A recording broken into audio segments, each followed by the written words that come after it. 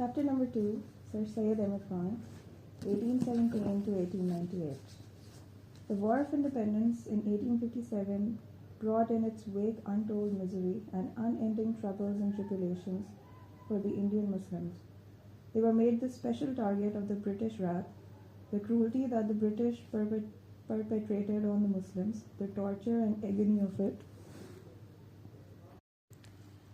the sadistic acts of genocide and all, could not find adequate expression in words, though yet W. W. Hunter epitomized it, saying, if a politician wanted to create sensation in the House of Commons, he could do it by relating the conditions of a single Muslim family of Bengal. The War of Independence finally and irrevocably put an end to the Mughal Empire and firmly established the British Raj in India. As the English had no enmity or casus belli against the Hindus, either historically, politically, or religiously. So now they had no bones to pick with the Hindus. Contrarily, they deemed it as an act of urgent exigency to eliminate the Muslims as a nation, a precondition to their stranglehold on India. During those days of terror and persecutions, when being a Muslim was considered crime enough to invite the white wrath, it took a lot of courage for an Indian Muslim to come to the forefront and hold a brief for his nation with the pen or with the words of mouth. In these circumstances, it was Syed Ahmad Khan who dared to take up this delicate but highly important task of defending the rights of the Muslims. His life. Syed Ahmad Khan was born on October 17, 1817 in Delhi. He belonged to a family that had been associated with the Mughal court at Delhi. His grandfather Sayyid Hadi had been awarded the title of Jawadul Dola in the reign of Emperor Alamgir II. His maternal grandfather was also an influential person who was sent to Iran by Lord Wellesley as a Taj. Later on, Syed Ahmad's father was offered a high post in the court by the Emperor Akbar II. As it was customary, Syed Ahmad learned the Holy Quran at home. A well-known Sufi saint, Shah Ghulam Ali, initiated his religious education. As for the worldly education, his maternal uncle taught him mathematics, while a family Hakim, Ghulam Haider, taught him early courses in medicine. He also had the opportunities of attending literary meetings, where he had the good luck of enjoying the company of the literary stalwarts of his time like Mirza Ghalib, Imam Baksh Sahbai, and Sadruddin Azurda. In his education, nurturing of his personality, and in the development of his moral character, the one who played the most significant role was Azimun Nisa Begum, Syed Ahmad's mother. One instance here would reveal the quintessence of the moral standard his mother had made as her guiding principle to inculcate into her child. Once Syed Ahmad slapped a servant. When his mother came to know about this incident, she banished Syed Ahmad from home immediately and did not allow him back till he apologized to the servant. Syed Ahmad's father died in 1838, forcing the young man to look for a job to meet family expenses.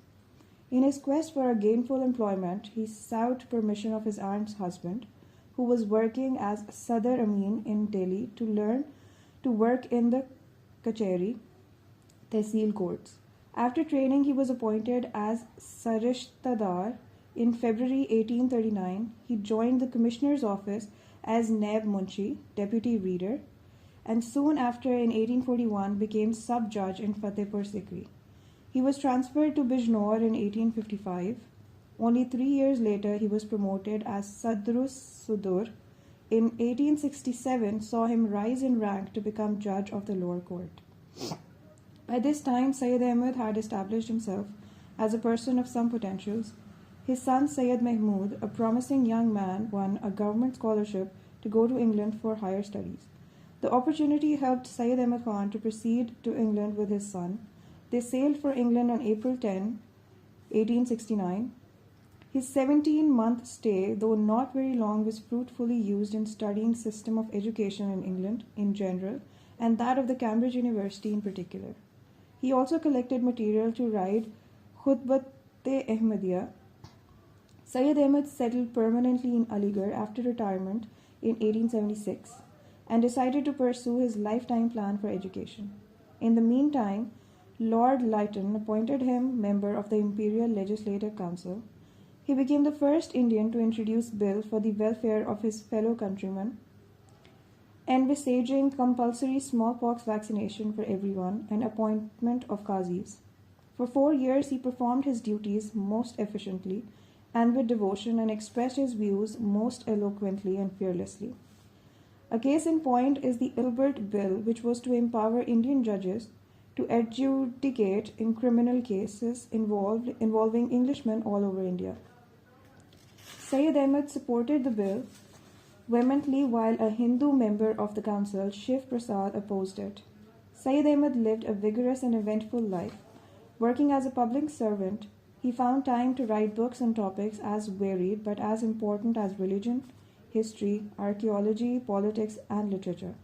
He left behind a treasure trove of 42 books that influenced and inspired movements in thought and generated a lot of heat through intellectual debates in his lifetime, as well as in the times to come. To crown his achievements, there existed a large number of organizations and societies that contributed to the speedy reawakening of the Muslims of India, which resulted in resurgence of Muslim nationhood through length and breadth of the Indian subcontinent. He founded the following societies and organizations which stood testimony to his unflinching dedication to the cause of the Indian Muslims. Number 1, Scientific Society, 1864. Number 2, British Indian Association, 1866. Number 3, a Committee for the Better Diffusion and Advancement of Learning among the Mohammedans of India. Number 4, Mohammedan Civil Service Fund Association, 1883. Number 5, All India Mohammedan Educational Conference, 1886. Number 6, Indian Patriotic Association, 1888. Number 7, Mohammedan Anglo-Oriental Defense Association, 1893. In 1895, the college treasurer, Sham Bihari Lal, embezzled a large sum of 1,17,000 rupees from the college fund, which brought the college almost to the brink of collapse. This incident adversely affected Syed Ahmad's health. Added to it was the constant torture of his son Syed Mahmud's habit of drinking. He died on March 27, 1898. Intellectual achievements. Syed Ahmad was a man of robust intellect. In his own words, nothing pleased him as much as writing, which is undeniably vouchsafed through his singular gift of writing. In writing, his main interest lay in producing works of literary and intellectual nature. The genius in him did not feel shackled in the least. During his tenure as government servant, Syed Ahmad wrote no less than a dozen books on religious, social, and historical topics from 1840 to 1857. Important books. Jam-e-Jam, 1840. It comprises of short narratives about 43 kings from Amir Taimur to Bahadur Shah Zafar.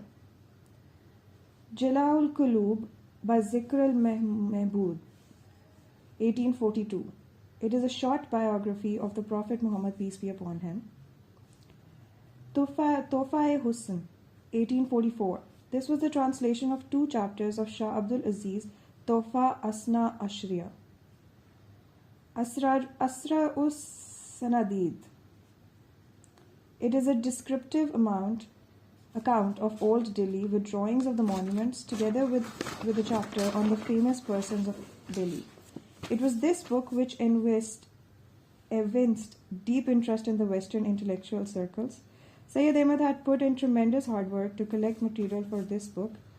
Collecting material on the subject was an uphill task, as the buildings of archaeological importance had been almost destroyed by the ravages of time, and inscriptions on them had been rendered illegible. Many a time, putting his personal safety aside, he climbed crumbling walls, dilapidated columns, or tall towers to cast a closer look at the indecipherable inscriptions. Describing one such precarious venture, Syed Ahmad underlined the hazards of his adventurous task. He recalled to read those inscriptions on Kutab.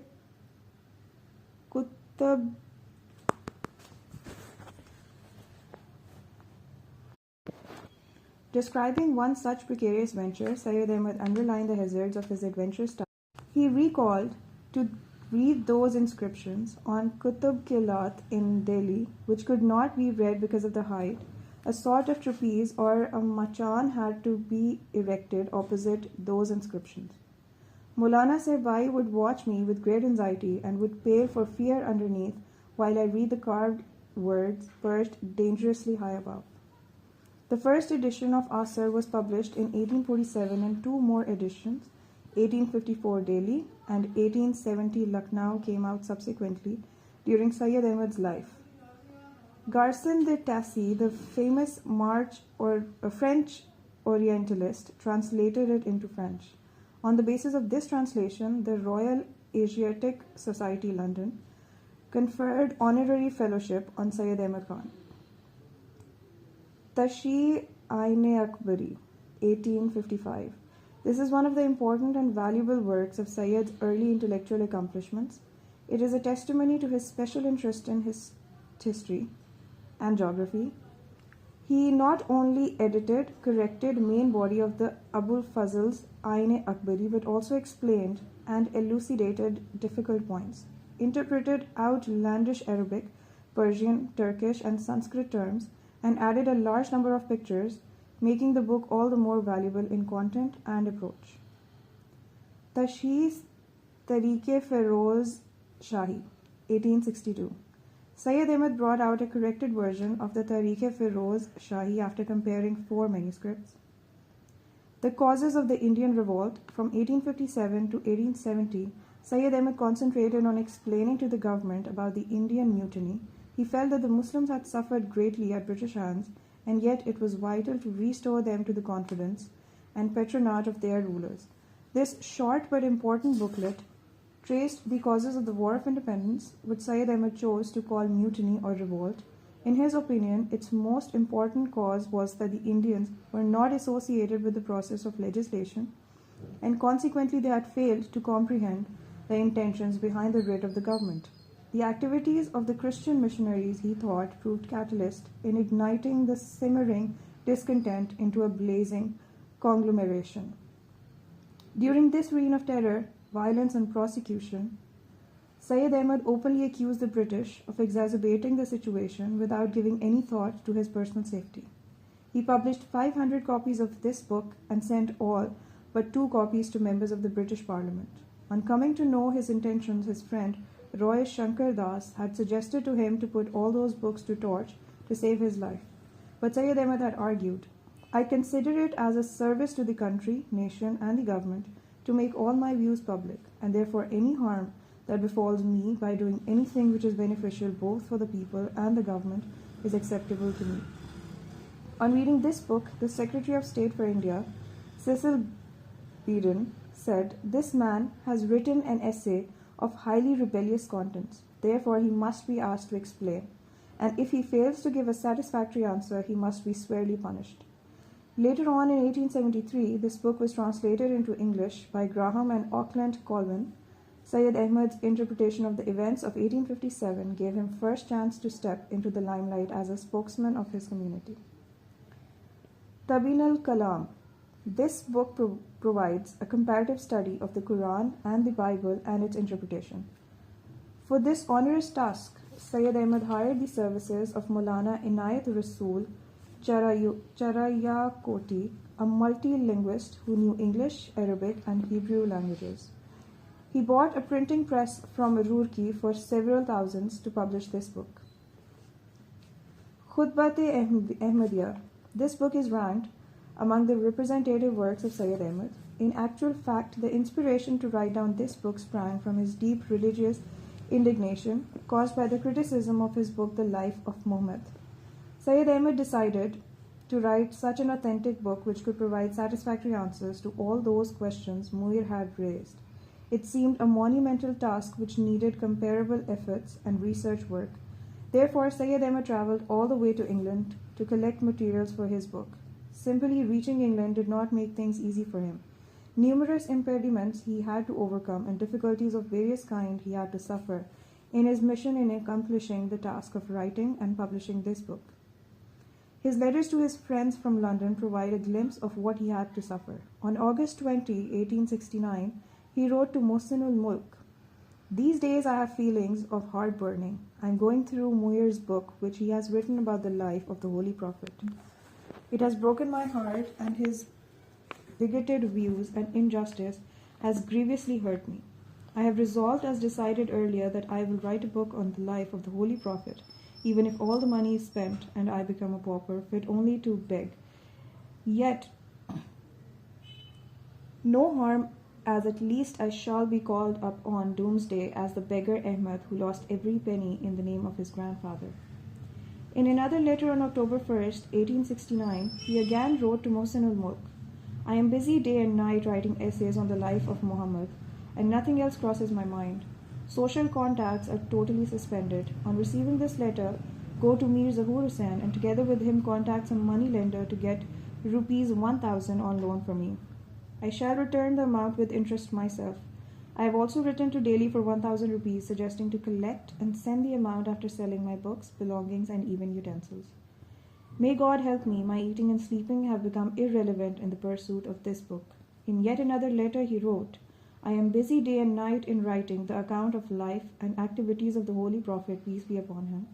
I have abandoned everything else. My back is aching because of the continuous writing.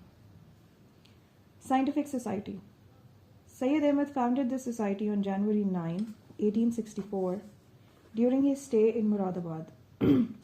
Its purpose was to translate books of foreign languages and to search for rare and valuable books of the Asian authors, and in particular those books which discuss the rise and fall of nations and publish them.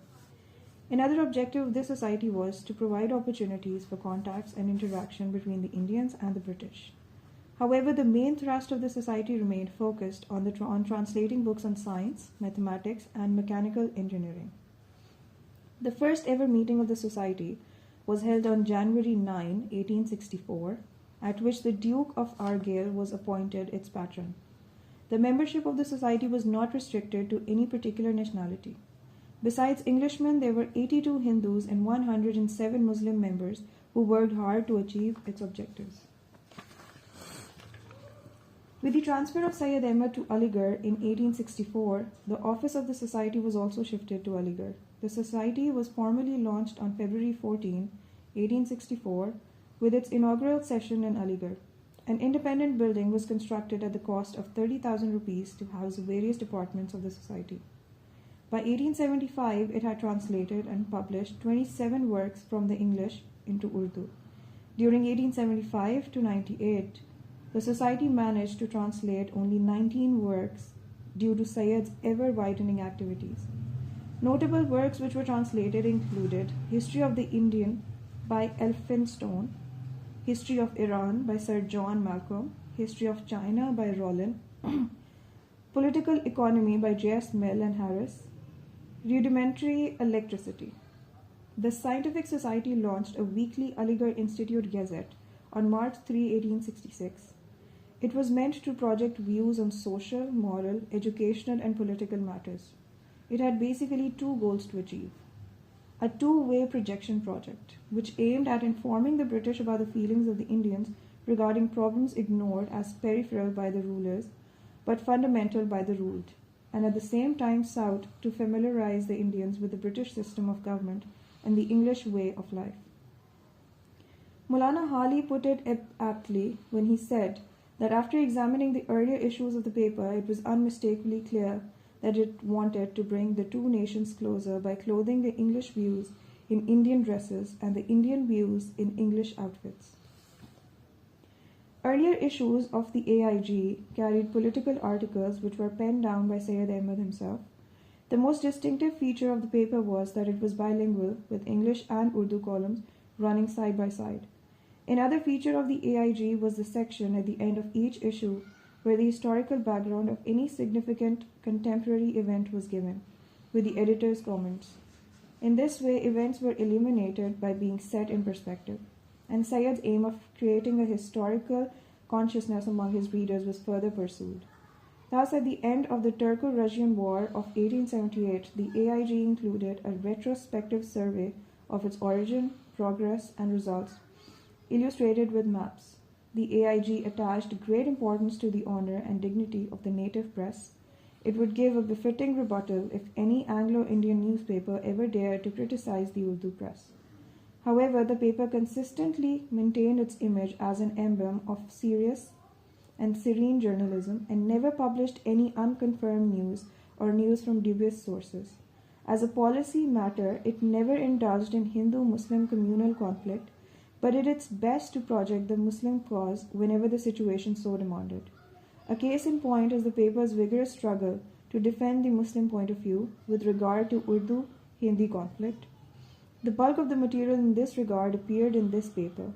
For 22 years of its life, the AIG appeared with consistent regularity without failing to appear on its appointed day.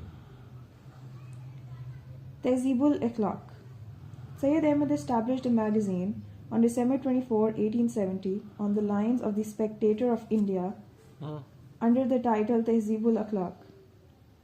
Enunciating the purpose of such a magazine, he wrote in its inaugural issue, "The purpose of this magazine is to motivate the Muslims to acquire civilization to its perfection, to neutralize the hatred with which civilized nations view them, so that they may also be regarded as respectable civilized nation." Those who contributed regularly for the Tehzeeb-ul Akhlaq included Nawab Mohsin-ul Mulk, Nawab Vikarul Mulk, Maulvi Chirag Ali, and Sayyid Mahmud. Most of the articles, though, were written by Syed Ahmad himself. The measure of his prolific pen is the number of articles he contributed in the first 6 years of the publication. Out of 226 essays, Syed Ahmad wrote no less than 112. After the lapse of 3 years, when the magazine was restarted, Syed Ahmad's share was 33 out of the 76 essays. Tehzeeb-ul Akhlaq, in its own peculiar way, endeavored to dispel doubts about Islam created by the European writers. It tried to make the Muslims conscious of the social misdemeanor like spitting everywhere, backbiting, and jealousy, and exhorted them to improve their social behavior. The magazine could also claim credit for popularizing words like nation, national sympathy, and national interest, creating at the same time feelings of Islamic brotherhood and nationhood among the Muslims. Syed Ahmad also tried to draw his attention towards the usefulness of the Western education through this magazine. It adopted a specific linguistic policy to purify and purge Urdu literature of verbosity, exaggeration, and sycophantic approach. Educational services. After the War of Independence, Syed Ahmad grew more and more convinced that existence and survival of the Muslims of India depended on better relationship with the English, on Western education, and eschewing politics. In his opinion, cure for all kinds of sufferings and difficulties facing the Muslims lay only in Western education. Therefore, he urged the nation to adopt education and only education as its motto. The Muslims of India, prior to Syed's exhortation, avoided sending their children to the English schools for various solid reasons, despite the fact that Shah Abdul Aziz had permitted them to acquire Western education. They were genuinely apprehensive that their children might deviate from religion under the influence of Western education. The Hindus took full advantage of the new situation and proceeded to acquire Western education with utmost zeal and zest. This state of affairs compelled Syed Ahmad to take upon himself the daunting task of convincing and persuading the Muslims to get this education. Committee for the Better Diffusion and Advancement of Learning among the Mohammedans of India. Syed Ahmad's dilemma in this regard appeared unsurmountable. His first task was to know and analyze the reasons behind the Muslim reluctance to send their children to government schools. Keeping this problem in view, a committee calling for the Muslim educational uplift was formed in Benares. One of the aims of the committee was to know why the number of Muslim students in school and colleges was so low, why they had lagged behind in classical Eastern learning, and why they showed little interest in modern sciences. The committee launched an essay writing competition on this topic, promising reward for the best essay. It received 32 essays in all, and Nawab Mohsin-ul Mulk's essay was judged the best.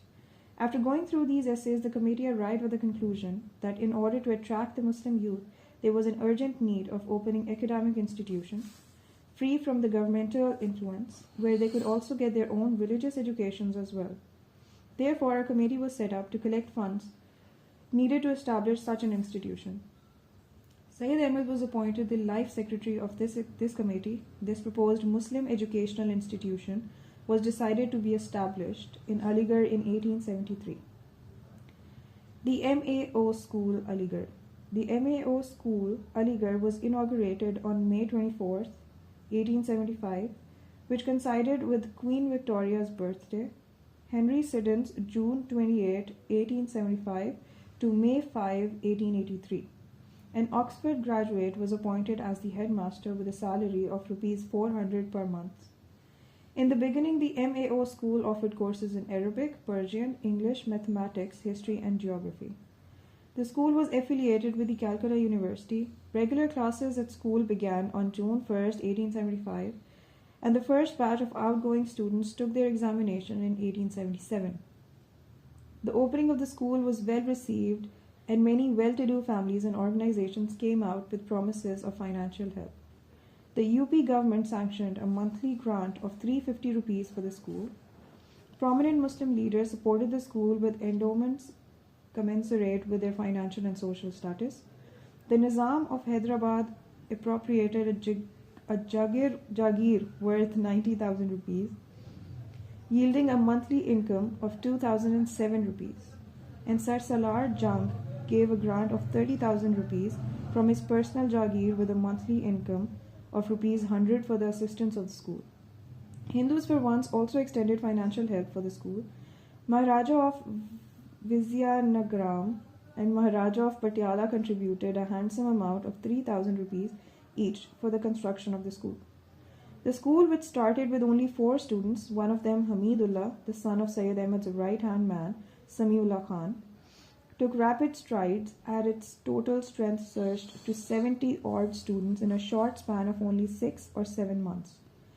Sir William Moore paid a visit to the school on November 12, 1875, and the Maharaja of Patiala visited it on December 6, 1875. The school had by then earned a place for itself in academic field. If one man was ever to be named for this rapid progress, it was Maulvi Samiullah Khan, who deserved the whole credit. The MAO College. 2 years after the inception, the school was upgraded to college. Lord Lytton, the Governor-General, laid the foundation stone of the college on January 8, 1877. The establishment of the college was crowning success of Syed Ahmad's work, and it is by that work that his name will always be revered amongst the Indians. It was not an easy task to run a college. In its initial stages, besides facing severe financial constraints, it had to confront stiff opposition from a section of the Muslim community. Certain articles in Syed Ahmad's Tehzeeb-ul Akhlaq had created misunderstanding about his religious views among the Muslims. Therefore, at the outset, when the college was still in its embryonic stages, there was a widespread impression that the religious views of its founder were bound to affect the minds of the Muslim youth studying in this institution. Such apprehensions greatly hindered Syed Ahmad's efforts to collect donations for the college, but he was not to be deterred by those odds. His dedication to the cause and unflinching determination met with the crowning success when he was able to accumulate so much funds that 8 lakh rupees were spent on the construction of the college building in 20 years. Syed Ahmad put aside his ego and condescended to perform masquerades, sang ghazals on stage besides selling his books to accomplish the wondrous task of establishing a college for the Muslims. In a significant show of support to the great cause of education and Sayyid's mission, the Muslims of Punjab were the first to offer financial help. As early as September 1873, Khan Bahadur Barkat Ali Khan launched a publicity campaign in Lahore for the proposed college, while Sardar Muhammad Hayat Khan, in an article contributed to the monthly Urdu magazine Koh-e-Noor, Lahore, appealed to the Muslims of the Punjab to come forward and contribute generously for the establishment of the college. After Siddons, the first principal of the college, Theodore Beck, took charge on February 1, 1884, and worked as the principal till September 2, 1899. Beck, a Cambridge graduate, had the distinction of being the president of the University Students' Union. He, along with Syed Mahmud, succeeded in hiring the services of renowned teachers like T.W. Arnold, Walter Raleigh, and Theodore Morrison. The college also utilized the services of Maulana Shibli Numani and Maulvi Abdullah Ansari. From the very outset, the college laid special emphasis on religious education. Attendance was registered at daily prayers, and no one could get promotion to the next class without passing the examination in Diniyat. All boarders had to fast in Ramadan. Dars-e-Quran was included in the courses of studies in 1887. On another level, the college sought to provide the cross-section of the Muslim students' chance for social interactions to promote social, cultural, and ideological cohesion for the sake of national integration. This was done by providing residential facilities to the students. In 1875, the college accommodated only 66 students in its hostels, and in 1898, the college provided lodging and boarding to 250 out of the 349 enrolled students. This facility for the Muslim students to live together enabled them, on the one hand, to study, analyze, and comprehend the various problems of their fellow brethren and widen their vision, but also cultivated a deep sense of camaraderie and national integration. Theodor Beck very aptly observed that through the residential system, the college would form a little world of its own. Daily intercourse between the students themselves, common interest, common pursuits, studies, sports, and conversations and meals awakened a keenness of fellowship and intellectual life that nothing else could do. It can be claimed without fear of contradiction that there was no modern academic institution prior to the establishment of the MAO College, Aligarh, where the Muslim students could get together in such large number to identify, discuss, and resolve problems facing the Muslim community on the whole. Such a situation would have been conducive to the progressive evolution of national fervor and of vigorous national aspirations. The college at Aligarh did precisely the same by making available to the Muslims a platform to crystallize their thinking into national ideology. A time came when the old students of Aligarh College came to be recognized as a community distinguishable for the similarity of their deportments and fraternity of views. The life in Aligarh began to set a particular stamp on the students. On October 23, 1892, Sir Auckland Colwyn said, "To have been an Aligarh man, I have found over and over again a passport to the respect and confidence of both the Englishmen and the natives."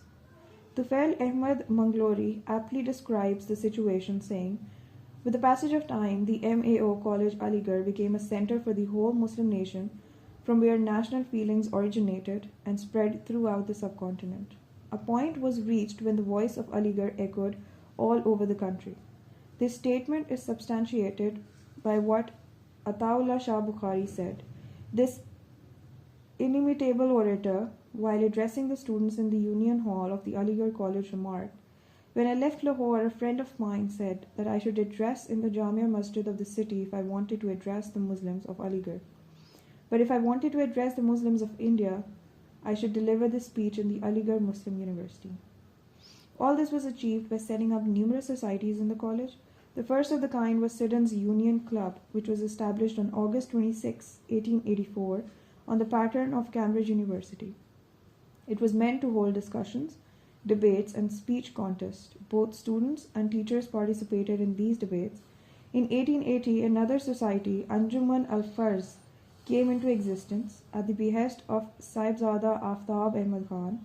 It had two main objectives. Firstly, to help remove the existing prejudices amongst the Muslim public about the college, and secondly, to help the needy students. All India Muhammadan Educational Conference. Although Sir Syed's greatest dream had been fulfilled in the form of MAO College Aligarh, yet he had a strong realization that this single college was too small to fulfill the educational needs of all the Muslims of India.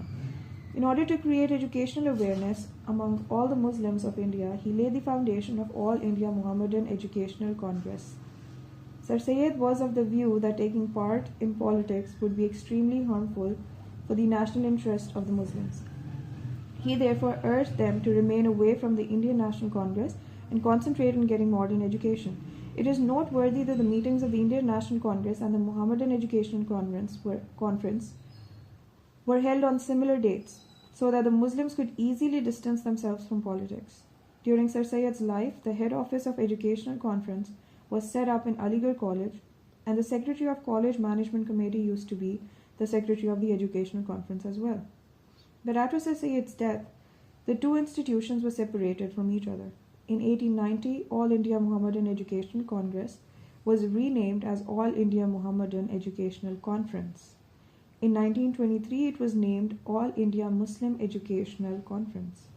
In the first 12 years of the conference, its sessions were mainly held in northern India, especially in UP and Punjab. During these years, 5 of its sessions were held in Aligarh, 1 in Delhi, and 2 in Lahore. The first meeting of this conference was held in MAO College, Aligarh, on December 27, 1886, with Maulvi Samiullah Khan in the chair.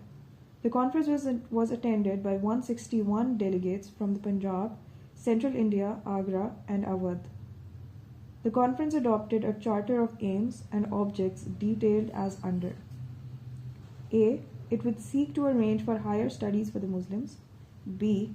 It would apprise itself of the state of religious education in the English medium schools for the Muslims and try for its improvement.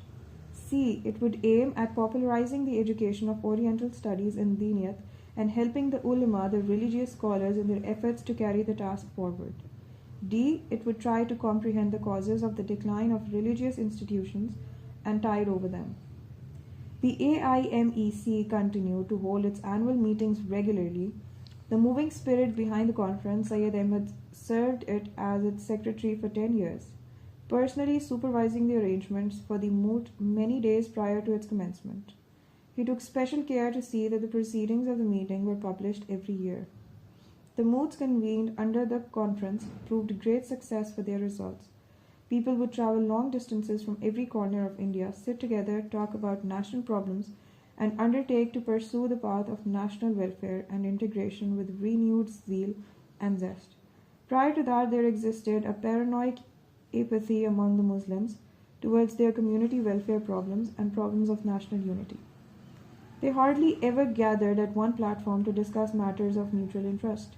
What to speak of provincial level, Muslims never assembled even at the local levels to identify or mull over their imminent sufferings. The AIMEC provided a unique opportunity to the Muslims of not only the cities but also of various provinces to sit together and think of ways and means for progress and national reformation. The AIMEC was also instrumental in providing opportunity to the Muslims to display their inborn qualities. People like Maulana Shibli Numani, Maulana Altaf Hussain Hali, Mohsin ul Mulk, and Maulvi Nazir Ahmad, to name the few, used their various talents through oratory and poetry to develop in them a desire for education and to enkindle courage of conviction, a passionate self-respect, and national sympathy. Abdul Kalam Azad affirmed, in fact, this conference is the training institute for the Urdu oratory where the oratorical qualities of the greatest contemporary literary figures were sharpened. After Syed Ahmad's death, the conference entered a new phase of its life, and its meetings were held in Calcutta, Rampur, Delhi, Madras, and Bombay. A meeting of the Educational Conference held in Dhaka in 1906 was attended by eminent figures from Lahore, Patiala, Hyderabad, Deccan, Patna, Bombay, Madras, Lucknow, Delhi, Calcutta, and Assam. Such grand congregations were seen only in one or two other meetings of the conference. The 1909 session of the conference, held in the Burmese capital Rangoon, was attended by 250 delegates from Punjab, Bengal, Bihar, Madras, Bombay, Hyderabad, Deccan, and Assam. It was chaired by Maharaja of Mohammedan. All the delegates reached the venue of the meeting after travelling for thousands of miles by sea. With the passage of time, the Educational Conference was able to gain support of even those people who were opposed to the political views of Sir Syed. For this very reason, its meetings in 1899 and 1903 were presided over by Syed Amir Ali and Badruddin Tayyabji respectively. In 1893, the conference approved Theodore Beck's proposal for conducting educational census aimed at finding out the causes of educational backwardness. It attempted to investigate as to why some well-off Muslims were also reluctant to educate their children. Those who were given the task of gathering facts and figures of educational census tried to explore some of the main factors which kept the children of school-going age away from schools. Some of the factors discovered with them were poverty, religious reasons, carelessness, and indifference. This research work continued very successfully for 3 years, and the findings of this research were regularly presented in the meetings of the conference. In the light of interviews with 1932 families, conductors of the educational census concluded that most of the families did not send their children to school only because of carelessness. The task of educational census was revived in 1905, but no significant progress was seen. As long as Theodor Beck remained alive, this project was highly successful. As an experiment, some members of the conference were sent to Punjab, UP, and Bihar for gathering information. Historical essays were read out and lectures were given on morality and educational progress of the Muslims during the annual sessions of the educational conference. For instance, Sayyid Mahmud delivered a lecture on the promotion of Western education in India from 1881 to 1893. The Education Conference gave its full backing for Gokhal's bill regarding compulsory and free elementary education. At different points of time, the conference set up 6 sections or wings. In 1899, Female Education Wing was set up with Sheikh Muhammad Abdullah as its secretary. It held regular meetings on the occasion of each annual session of the conference. The Aligarh Girls' School, which was afterwards upgraded as Intermediate College, was the outcome of the efforts of the Female Education Wing of the Educational Conference. Social Reform Wing was set up in 1901 with Khwaja Ghulam Saqlain as its secretary. Social reforms is an essential component of the social life, and no social progress is possible without it. The wrong ideas and destructive customs of the Muslims had ruined their social life and destroyed their ethical values. Under the auspices of the Social Reforms Wing of the Educational Conference, useful literature was prepared and distributed among the Muslims. In 1903, from the platform of the conference, a strong voice was raised against the social evils prevailing among the Muslims. They were urged to abstain from extravagance, futile customs, and an un-Islamic rites performed at the time of marriage and death. They were also advised to discourage the practice of begging by healthy and professional beggars. The Education Conference drew the attention of untrained teachers to receive professional training from training colleges. Scholarships were sent to the principals of provincial training colleges for the assistance of those teachers who were keen to receive training from these institutions. The Education Conference laid emphasis on the establishment of Aligarh Muslim University Training College. At the same time, it laid the foundation of Teachers' Conference to enable the Muslim teachers teaching at various Muslim educational institutions to assemble at one place in a year to share their experiences and, in the light of their mutual consultation, draw up practicable proposals for facilitating and promoting the education of Indian Muslims. Of the multifarious branches of the conference, the one which devoted itself for the development and preservation of Urdu language was Anjuman-e-Tarakki Urdu. Many valuable articles and important tracts were published under the aegis of the conference, which included Musalmano ki Guzishta Taaleem, Al-Jazya, and articles Kutub Khana Sikandriya, Hukuk Zameen, and Musalmano ki Tarakki Tanazzuli ke Asbab.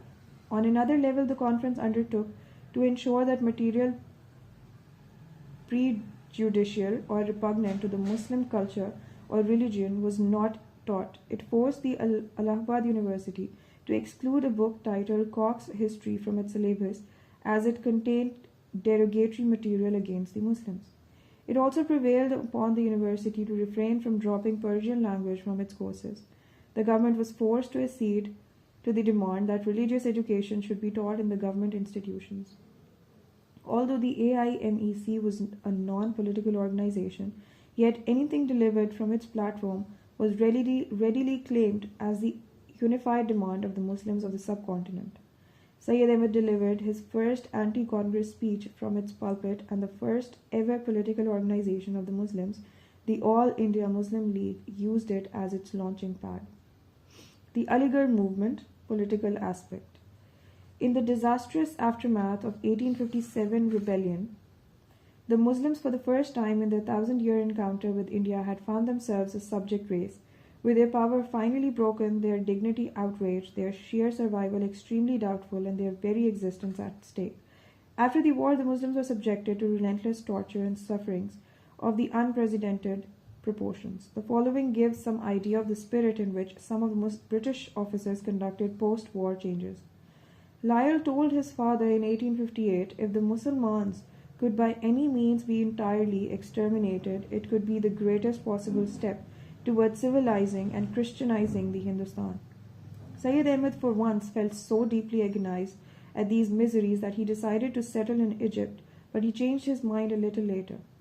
The reasons for his earlier decision to quit India were as cogent and strong as were the reasons for his later retraction. His explanation testifies how strongly he felt for his people. He said, "I was extremely shocked when I was offered the property of a family worth 1 lakh rupees in exchange for my loyalty. I said to myself there would be no one more silly and insensitive in this world than I if I accepted to become a talukadar by usurping their property while the nation faced annihilation. Therefore, I refused to take it and said that I had no mind to stay in India. In fact, it was absolutely correct, and at that time I did not think that the nation would ever again rise and become respectable. I could not endure the plight of my nation. For a few days I suffered this agonizing thought. Believe me, the sadness and sorrow made me look aged and turned my hair grey. In those days I realized that it would be gross impotence and rank apathy on my part to leave my nation in the lurch and seek a safe haven for myself somewhere else. Nay, I ought to share their sufferings, and it was my national duty to gird up my loins to tide over those difficulties that befell them. I gave up the idea of migration and chose the path of national love." Hindu-Muslim relationship. Syed Ahmad was a strong advocate of Hindu-Muslim unity. It explains why there was never any discrimination between a Hindu and a Muslim in either Aligarh Scientific Society, Aligarh School or College. He used to refer to Hindus and Muslims as two beautiful eyes of a charming bride. But Urdu-Hindi controversy exerted so deep an influence on his thought and activities and changed his political outlook altogether that it can be regarded as a turning point in his public career.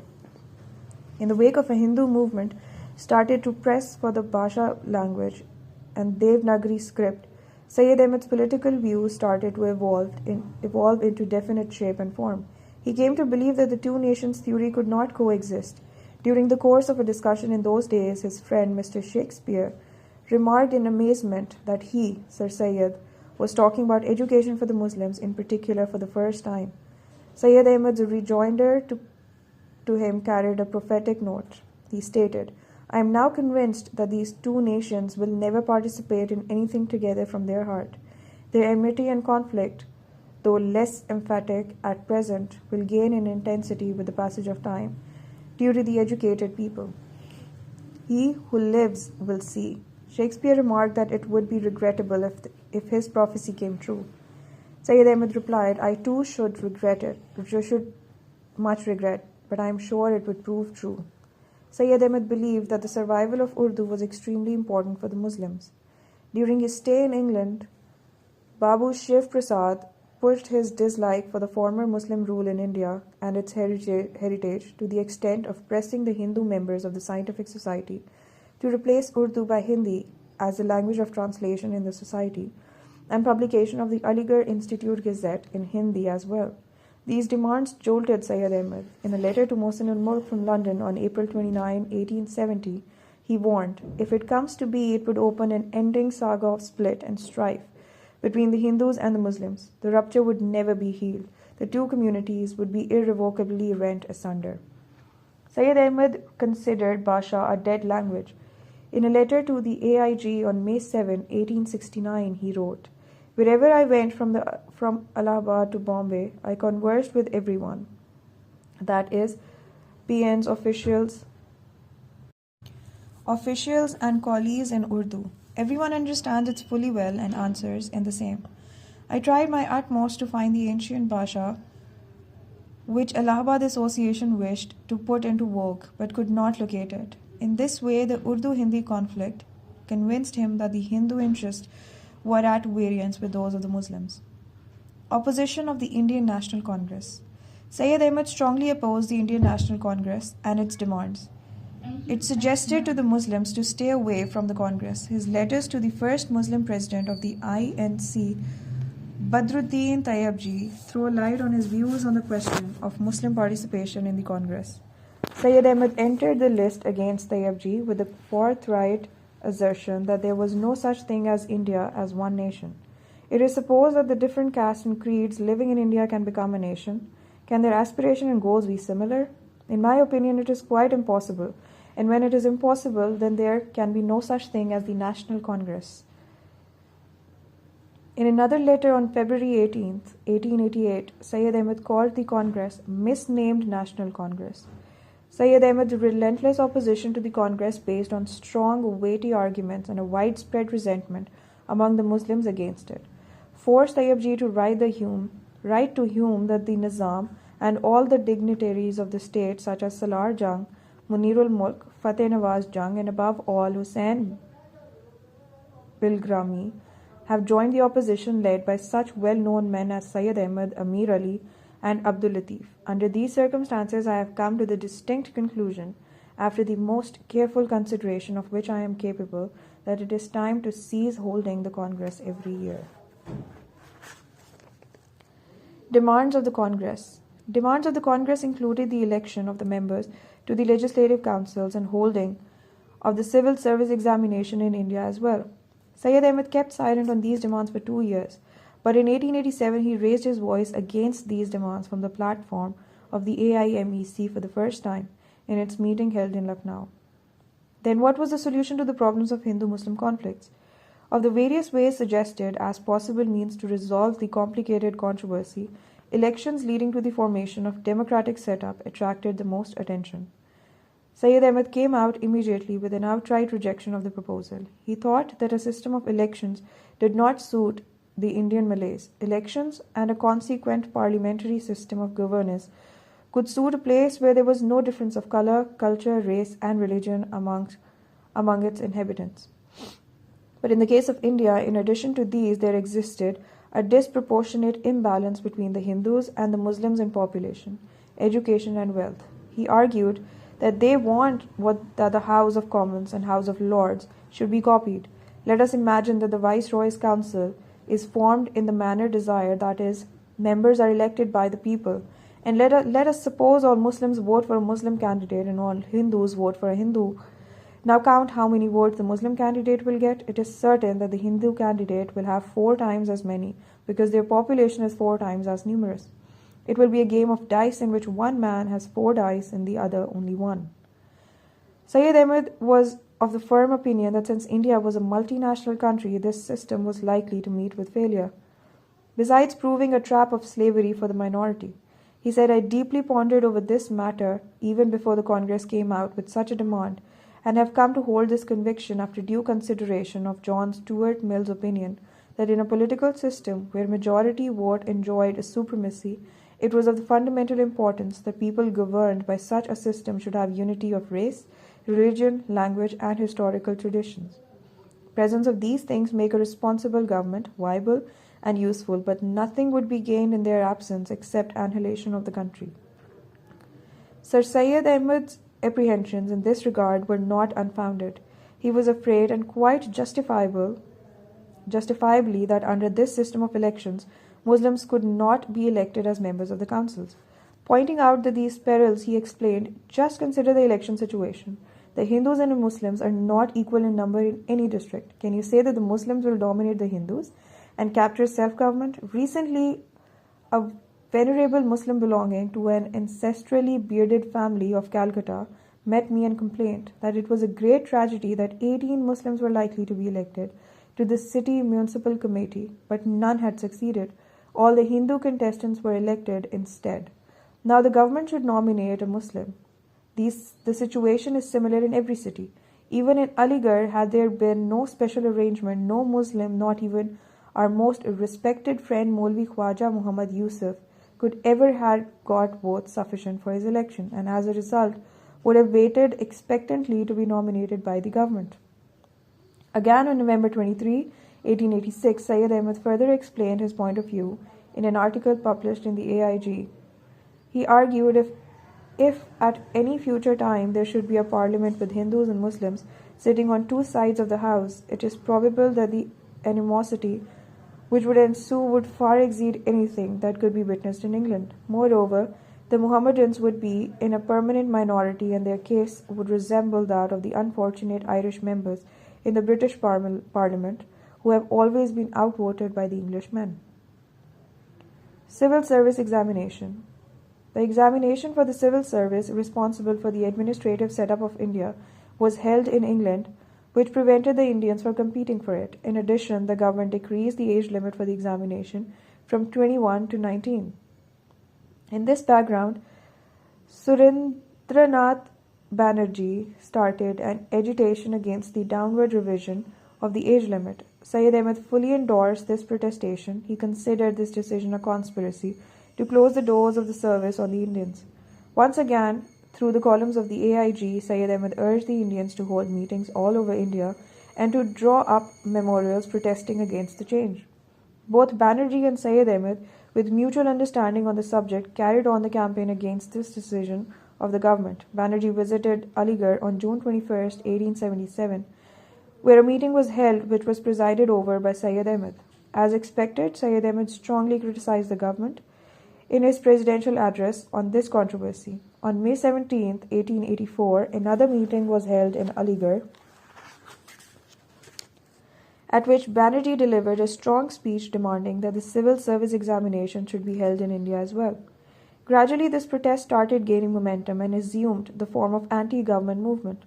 It forced Syed Ahmad to review his stance, as fidelity to the British government was an element of faith with him. Therefore, he disassociated himself from the agitation as he saw it assuming violent proportion. Consequently, he opted to oppose the holding of the examination in India because he also saw little opportunity for the Muslims in it. He termed the suggestion for the civil service examination to be held in India and England simultaneously as a demand resulting from the clamoring of the Congress, and that the Congress might be projecting views of other nationalities but not those of the Muslims. Review of allegations on Syed Ahmad Khan. Apart from some Hindu historians, a few Muslims like Maulvi Tufail Ahmad Manglori and Atiq Siddiqui were of the view that Syed Ahmad Khan's opinion about the Congress were formed under the influence of Theodore Beck, principal of MAO College, Aligarh. Manglori ventilated his outburst, saying, "During the reign of the company's East India Company, the drummer announced the state proclamation that public belonged to God, country to the king, and command to the company, Bahadur." Similarly, but unfortunately, the same was true of Aligarh College in Sir Syed's old age, which announced that the nation belonged to God, college to Sir Syed, and command to Beg Bahadur. However, the facts point to the opposite and contradict the alleged tutelage of Syed Ahmad to Beg.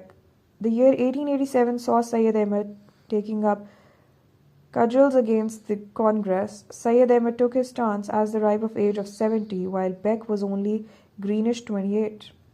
A young raw mind that Beck was in those days could hardly be fancied to have insight and political acumen, and at that advanced age.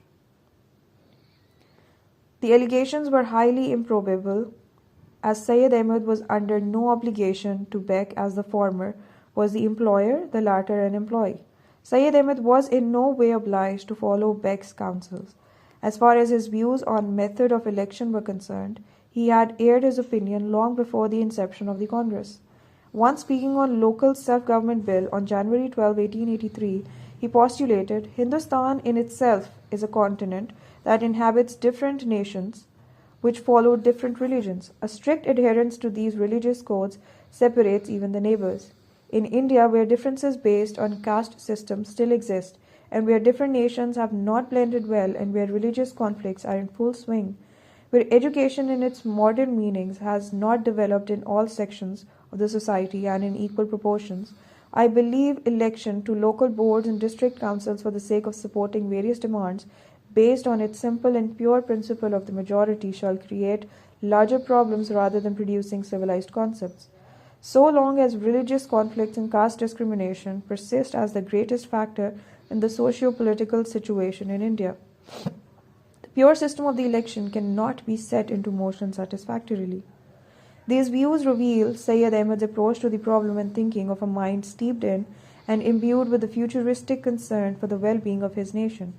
He laid bare his considered opinions on the subject on January 12, 1883, whereas Beck arrived in India in November 1883, 9 months after his speech.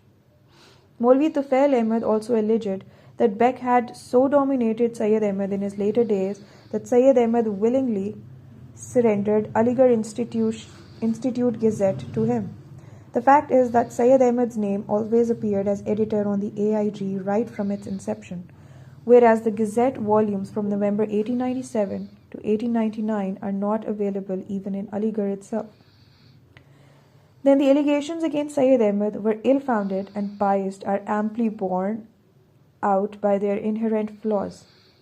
Those who levelled these charges of contradictions in Syed Ahmad's character and flaws in his personality perhaps failed to realize that the man was made of sterner stuff. He would openly and dauntlessly support a cause without fear of criticism or condemnation, if he thought was in the interest of his nation. Even Beck once had the taste of Syed Ahmad's courage.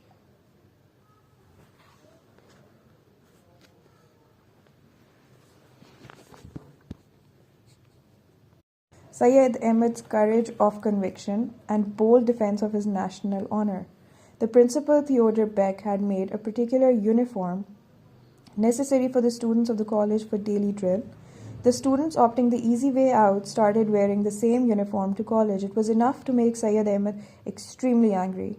He condemned Beck, saying, "There is a trick in it. He wants to ruin my lifelong achievement." He delivered a lecture afterwards in the presence of Beck. Beck did not like the dress uniform comprising Turkish cap, coat, and the English shoes. Syed Ahmad referred to Beck disliking, saying, "This dress of yours, that is Turkish cap, coat, and the English shoes, is very nice.